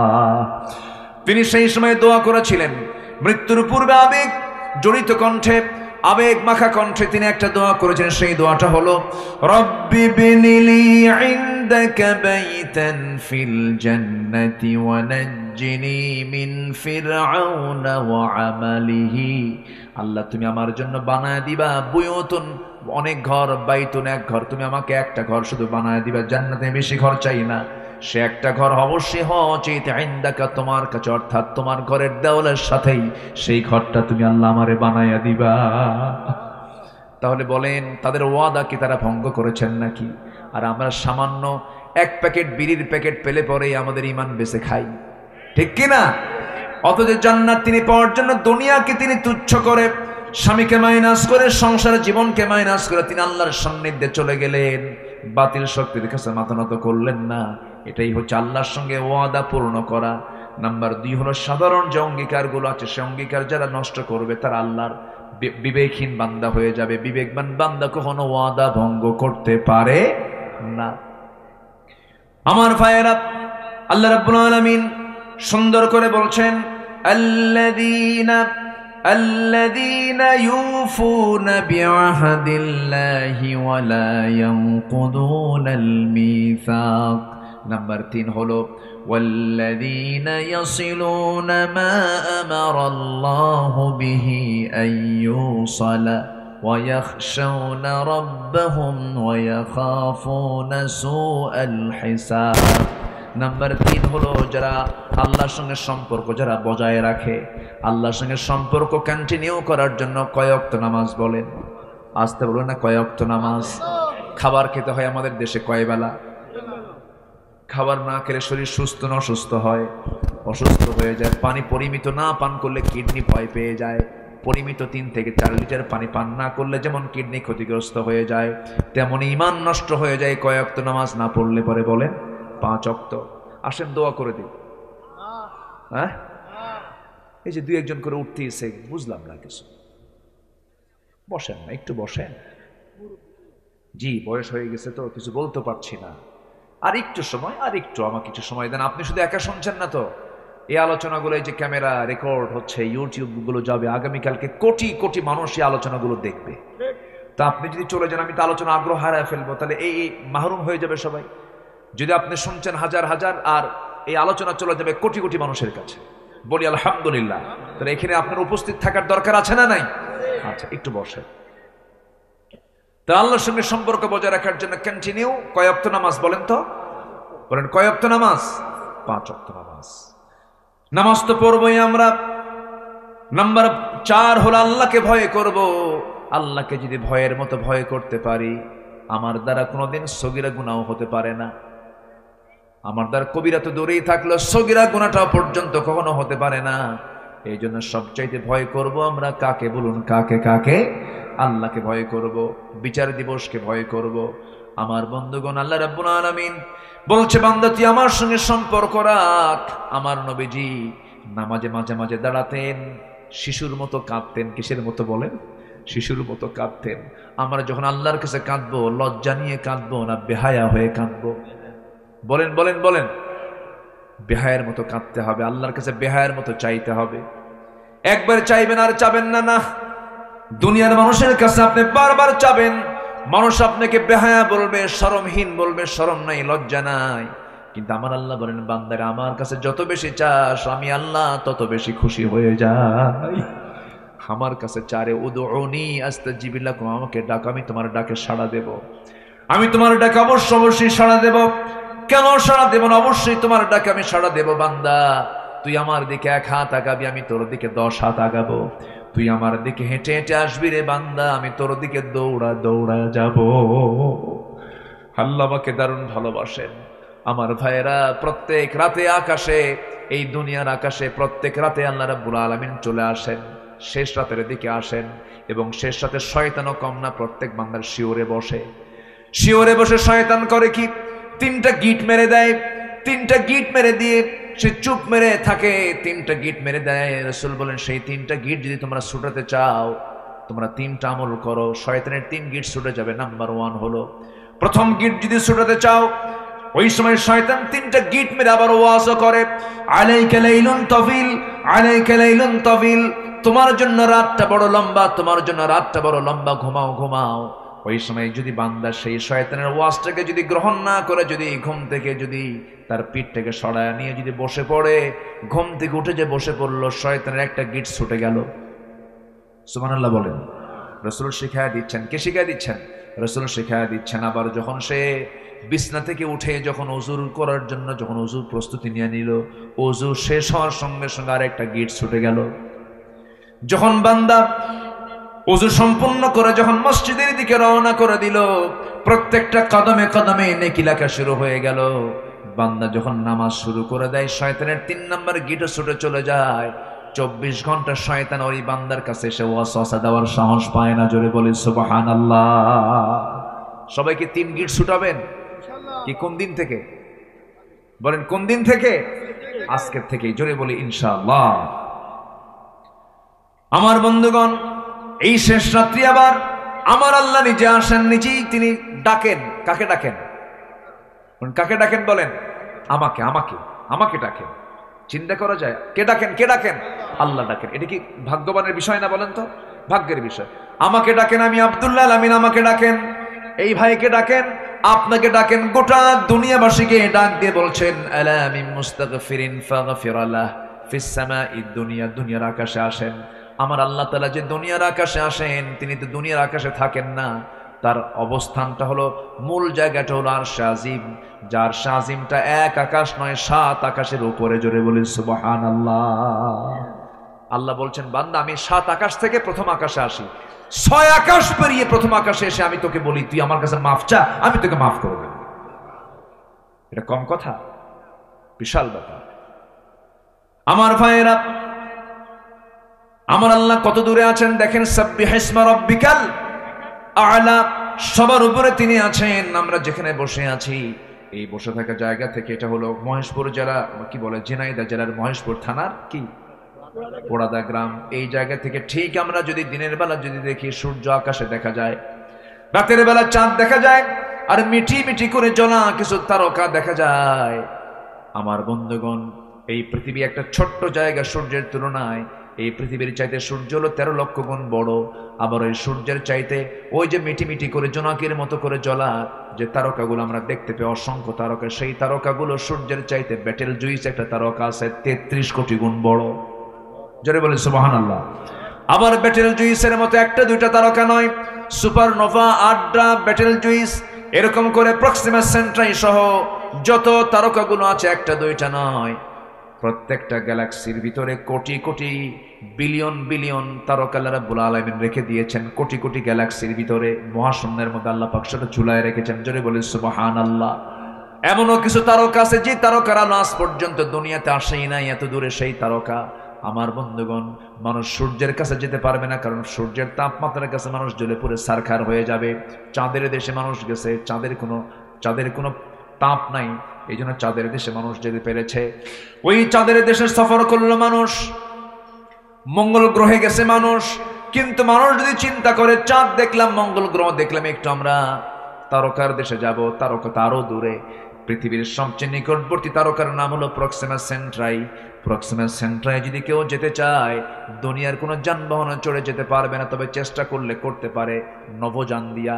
পৃথিবীর সবচেয়ে লেটেস্ট নভোযান হলো অ্যাপোলো 11, যার ঘন্টার গতি হলো 39,000 কিলোমিটার। 39,000 কিলোমিটার মানুষ বানাইছে এই সমস্ত নভোযানগুলো। ওই নভোযানে যদি চড়ে যদি রওনা দিয়ে দেয়, ওই প্রক্সিমা সেন্ট্রাই নামক পৃথিবীর সবচেয়ে নিকটবর্তী তারকার দেশে তারা যেতে সময় লাগবে ঘন্টা 39,000 কিলোমিটার বেগে। সময় লেগে যাবে 1,15,000 বছর মাত্র। যাবেন কারা কারা? হাত তোলেন। কি কথা কি বুঝতেছেন আপনারা?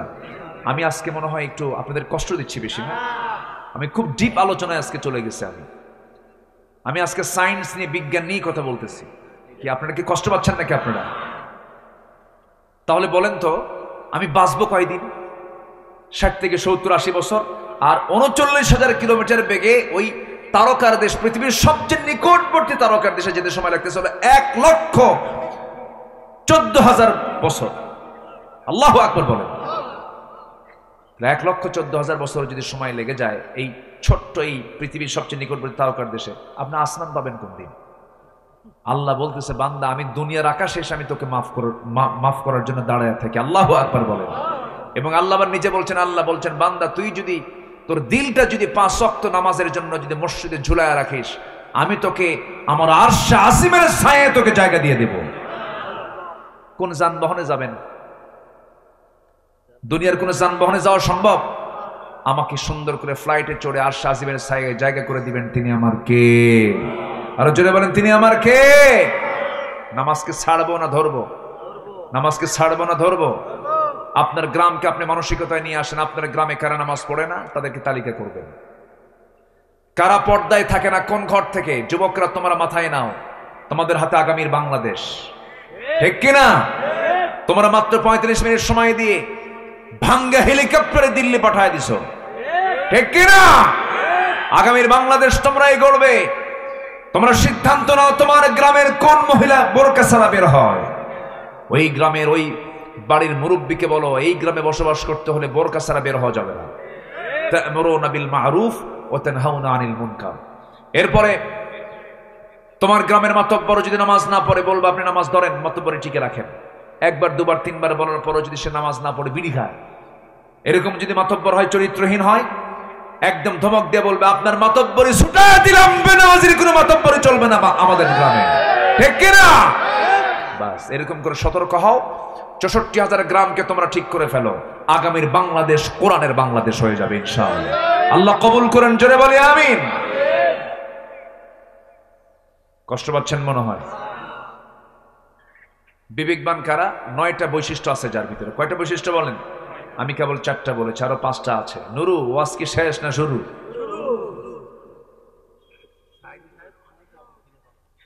জি বলি বলি আলহামদুলিল্লাহ, জোরে বলি আলহামদুলিল্লাহ।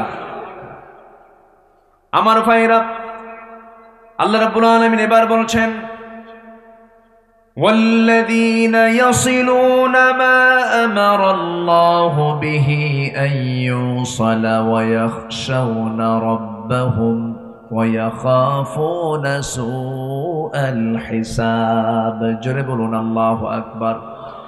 নাম্বার 4 হলো আল্লাহকে ভয় করবে যারা।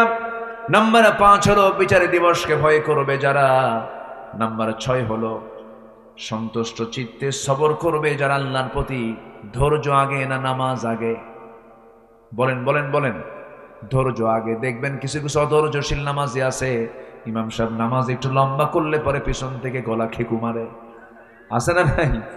আছে। লোকমা দেয়, হুজুর আমার ব্যবসা আছে, আমার কি কাজ নাই, তাড়াতাড়ি শেষ করেন। এরকম হওয়া যাবে না। যার মসজিদে ঢুকলে পরে অস্থির চিত্ত তার কাজ করে, কেমন করে মসজিদ থেকে তাড়াতাড়ি বের হব, এটা ইমানদারের বৈশিষ্ট্য নয়। ইমানদার যখন পৃথিবীর সব কাজ ছেড়ে যখন মসজিদে ঢুকবে, তার কাছে মনে হবে আমার কাছে পৃথিবীর সবচেয়ে আরামের জায়গা, তৃপ্তির জায়গা হলো মসজিদ। মসজিদ সবচেয়ে প্রিয় জায়গা আমরা বানাবো, জোরে বলি ইনশাআল্লাহ। আরো জোরে বলি ইনশাআল্লাহ। দুঃখে বুকটা ফেটে যায়, অধিকাংশ মসজিদগুলো আজকে পাকা হলেও কিন্তু ইমানগুলো মহা কাঁচা।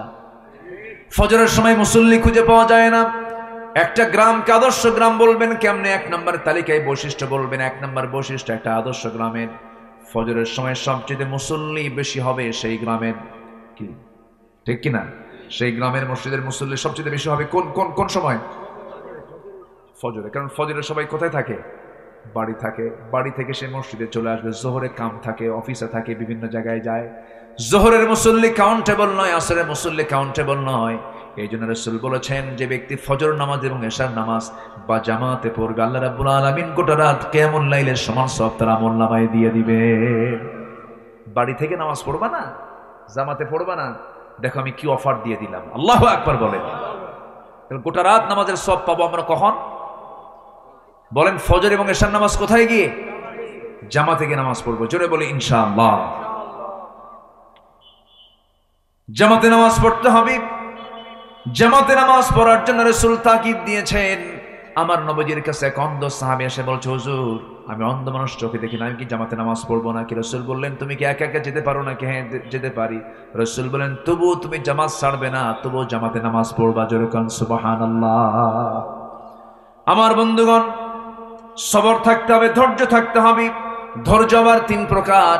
আস-সাবরু আলা আত-তাআহ, আস-সাবরু আনিল মাসিয়াহ, আস-সাবরু আলাল ইকদার।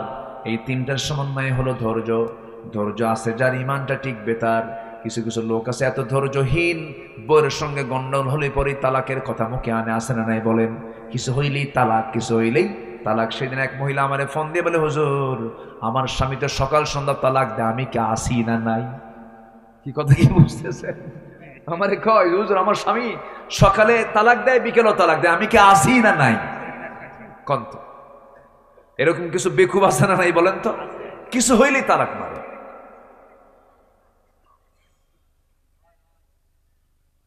অসংখ্য পরিবার আছে আমার দেশে, স্বামী স্ত্রীর পরিচয় দিয়ে তারা সংসার চালাচ্ছে, কিন্তু নিয়মিত তাদের জেনা হচ্ছে, কারণ বহু আগেই তালাক হয়ে গেছে। আছে না? আসতে বলবেন না, আছে না নাই? এটা কি ধৈর্য না অধৈর্য বলেন? অধৈর্য। অধৈর্য থাকবে যার, তার মধ্যে ইমান টিকবে না, ইমান টলমল হবে, ইমানটা হেরে যাবে, ভেঙে যাবে। এই জন্য ধৈর্যের পরিচয় আমরা দেব। ইমানদার হবে ধৈর্যের পিরামিড। ইমানদার কি হবে? ধৈর্যের পিরামিড হবে। ইমানদারের কথা হবে ধৈর্যশীলের কথা। ইমানদারের চলাফেরা হবে, ইমানদারের সমস্ত কিছু হবে সম্পূর্ণ ব্যতিক্রম। ইমানদার ব্যক্তি হবে পৃথিবীর মধ্যে সবচেয়ে শ্রেষ্ঠ ভালো বান্দা। তাদের আচরণ হবে শ্রেষ্ঠ, তাদের কথা হবে শ্রেষ্ঠ, তাদের স্বভাবে ব্যক্তিত্ব সম্পূর্ণ তারা হবে।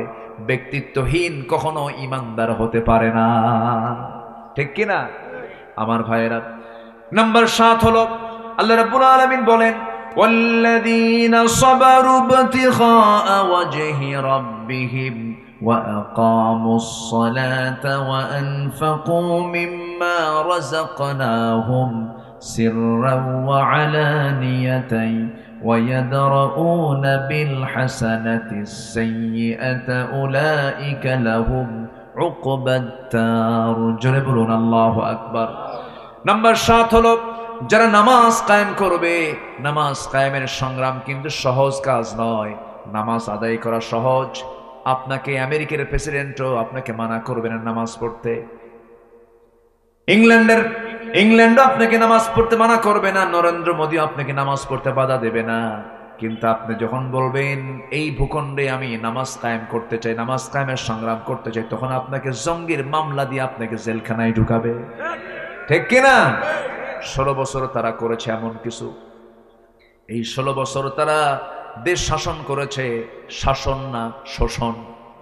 আসতে কবে না, শাসন না শোষণ, শান্তি না জুলুম, শান্তি না জুলুম, জুলুম করেছে, খাইছে বেশি, এত শোষণ করছে মশার মতো। কিছু কিছু মশা আছে দেখবেন বেহুশ হয় খাইতে নিয়ে, মশা আছে না, কিছু মশা আছে না, ওর কি হায়াত কমে না বাড়ে?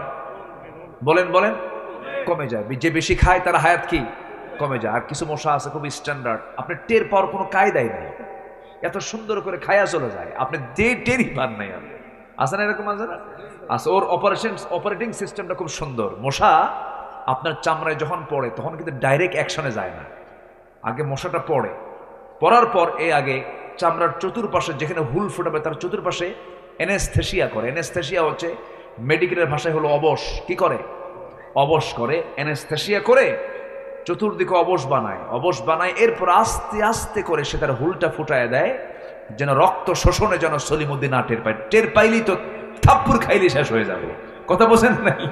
করে কি আস্তে করে হুলটা ফুটায় দেয়, আগে অবশ করে, হুল ফুটায় দিয়ে পরিমিত যদি খায় ভালো। আবার কিছু কিছু মশা আছে স্যাঁচরা, এমন খাওয়া খায় ওর গায়ের ওজনের ডাবল ওজন হয়ে যায়, আর উঠতেই পারে না। মানে ওই যে পাখা যে আছে, পাখার ধারণ ক্ষমতার বাইরে ওজন হয়ে গেছে, তখন আর পারে না, তখন ওখানে শীত হয়ে পড়ে। তো এই যে 16 বছর যারা ছিল, এরা বেশি খাওয়া রক্ত মশার মতো, ঠিক কিনা বলেন? খাইছে কম না খাইছে বেশি? খাইছে বেশি, মরছেও তাড়াতাড়ি, শেষ, একদম শেষ। কম করা করছে ওরা, আকাম কুকাম তো কম করে নাই। আল্লামা সাইদির মতো মানুষকেও তারা ছাড়ে নাই, জেলখানায় ছিলেন। আমরা তাও সান্ত্বনা নিয়েছিলাম যে উনি একদিন বের হবেন, এই বাগানে এসে কথা বলবেন। একটা আশা ছিল, একটা আশার সঞ্চার করেছিলাম আমরা, সব ফিরে আসলো, কিন্তু উনি আর ফিরলেন না। জেলখানা থেকে চিকিৎসার নাম করে একটা নাটক তৈরি করে দিল্লির প্রেসক্রিপশনে হসপিটালে ভর্তি করায়া তাকে পরিকল্পিতভাবে বিষ প্রয়োগ করে তাকে হত্যা করা হয়েছে। এই হত্যার বদলা আমাদের নিতে হবে। সে বদলা হলো এই জমিন আল্লাহর দিন কায়েম করা, ঠিক কিনা? তার 1000 বছরের লালিত স্বপ্ন এটাই ছিল, তার সারা জীবনের লালিত স্বপ্ন এটাই ছিল। সম্মানিত ভাইয়েরা, এবং সাথে সাথে এটাও জানিয়ে দিতে চাই, তার হত্যার সঙ্গে যে টিম জড়িত আছে তাদের অবিলম্বে গ্রেফতার করে চূড়ান্ত শাস্তি নিশ্চিত করা হোক। রাজি আছেন কারা কারা? হাত উঁচু করে দেখা।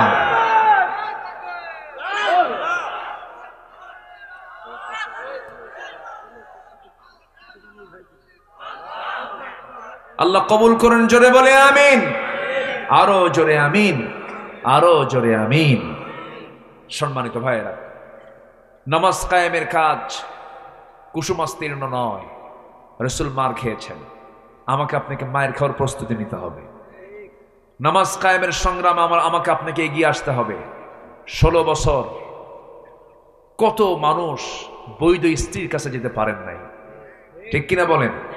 স্ত্রীর হক আদায় করতে ওরা বাধা দিয়েছে, সন্তানের চেহারা দেখে নাই। এই বিডিআর গুলো 16 বছর জেল খেটেছে, সন্তান স্ত্রীর গর্ভে রেখে জেলখানায় ঢুকেছে। 16 বছর পর 16টি একটা মেয়েকে সে কাছে পেয়েছে। এই যে জুলুমগুলো করা হয়েছে, এই জুলুমের ফলাফল হচ্ছে তাদের এই প্রায়শ্চিত্ত। আসতে বলবেন না, জোরে বলুন, ঠিক কিনা? এত দাপট, মাহফিল আসলেই ডানে বামে সব বসে যেত, কিরামুন কাতিবিন, কথা বলতে দিত না, মাইক টেনে ছিটত। ধৈর্য ধারণ করার শক্তি শুনবেন? আচ্ছা, আগ্রহ আছে আপনাদের এখনো? যে দেখা যাক। ধৈর্য ধারণ করার শক্তি দাও গো মেহেরবান আমায়, দাও গো মেহেরবান। কি ধৈর্য ধরার দরকার আছে না? একটু বসেন বসেন। ধৈর্য ধারণ করার শক্তি দাও গো মেহেরবান আমায়, দাও গো মেহেরবান।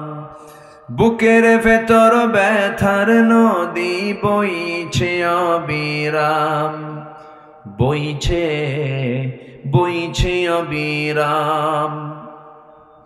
আধার আমার আলো দিয়ে কানায় কানায় দাও ভরিয়ে, আধার আমার আলো দিয়ে কানায় কানায় দাও ভরিয়ে। অন্তর জোড়ে দাও গো প্রভু, অন্তর জোড়ে দাও গো প্রভু ভোরের পাখির গান। বুকের ভেতর ব্যথার নদী বইছে অবিরাম, বইছে বইছে অবিরাম। ফাগুন কেড়ে নেয়া চতর আষাঢ় করে দাও, গাছ গাছালির শীতল ছায়ায় জীবন ভরে দাও আমার, জীবন ভরে দাও। আমার ধুধু মরুর দেশে দাও গো জোয়ার ভাটার শেষে, আমার ধুধু মরুর দেশে দাও গো জোয়ার ভাটার শেষে।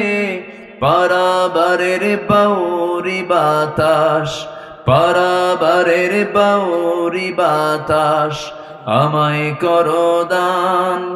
বুকের ভেতর ব্যথার নদী বইছে অবিরাম, বইছে বইছে অবিরাম। ধৈর্য ধারণ করার শক্তি দাও গো মেহেরবান আমায়, দাও গো মেহেরবান।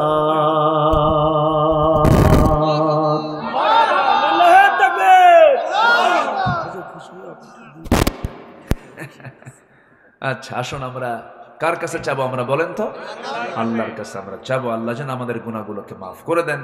আমি দোয়া চাই সবার কাছে, সবাইকে আমার জন্য দোয়া করবেন। যে আসুন আমরা আল্লাহর কাছে চাই। জি আল্লাহুম্মা আমিন। ربنا ظلمنا أنفسنا وإن لم تغفر لنا وترحمنا لنكونن من الخاسرين ربنا لا تزغ قلوبنا بعد إذ هديتنا وهب لنا من لدنك رحمة إنك أنت الوهاب। শীতের রাত, হাজার হাজার মুসলমান নর নারী নিয়ে তোমার কালামের দু তিনটা আয়াতকে সামনে রেখে উলুল আলবাব কারা, বিবেকবান বান্দা তোমার দৃষ্টিতে কারা, এই বিষয়ে কিছু কথা বলেছি। গুনার বোঝা মাথায় লইয়া দুটা হাত ভিক্ষুকের মতো পেতে আছে আল্লাহ। গুনার দিকে নজর না দিয়া বান্দা মনে করে তামাম জিন্দেগির গুনাহগুলোকে মাফ করে দাও। জনম দুঃখিনী মা, জনম দুঃখী বাপজান যারা চলে গেছেন, জিন্দেগির গুনাহগুলো মাফ করে দাও, কবরগুলোকে জান্নাতের টুকরা বানাইয়া দাও। অনেক আলোচনা শেষ করে বাড়ি ফিরে যাব রে, বাড়িতে ফিরে গিয়ে সব দেখবো কিন্তু মাকে পাবো না রে। সেই মা যারা চলে গেল, জিন্দেগির গুনাহগুলো মাফ করে দাও, কবরগুলোকে জান্নাতের টুকরা বানাইয়া দাও।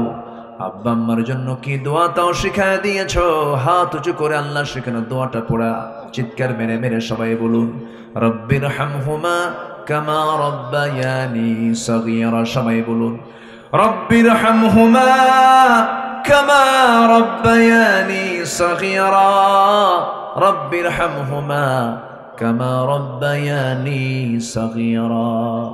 বিশেষ করে মাহফিলটার আয়োজন করলেন যারা, শোনার জন্য কষ্ট করে আসলেন যারা, মেহেরবানিকের বিনিময়ে কিয়ামতের কঠিন ময়দান যেদিন কেউ কাউকে চিনবে না, সেই কঠিন মুসিবতের দিনে মাহফিল সবার জন্য নাজাতের মাধ্যম তুমি আল্লাহ বানাইয়া দিও।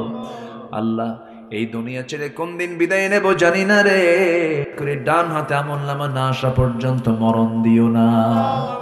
কাশ্মীরকে বাঁচাও, ফিলিস্তিনকে বাঁচাও, মুসলমানদের বাইতুল মুকাদ্দাস তুমি আল্লাহ মুসলমানদের হাতে তুলে দাও। আয় আল্লাহ তাআলা এই গ্রামকে তুমি আল্লাহ দয়া করে কবুল আর মঞ্জুর করে নাও। এই গ্রামের প্রতি তোমার খাস রহমত নাজিল করো। আয় আল্লাহ তাআলা মেহেরবানি করে পোড়াদার গ্রামের প্রত্যেকটা ঘর কিসমের দুর্গ বানায় দাও। ঘরে ঘরে আয়েশা খাদিজা সুমাইয়ার মতো মা পয়দা করে দাও। বেলাল, খাব্বাব, খুবাইব এরকম যুবক তুমি আল্লাহ এই গ্রামে পয়দা করে দাও।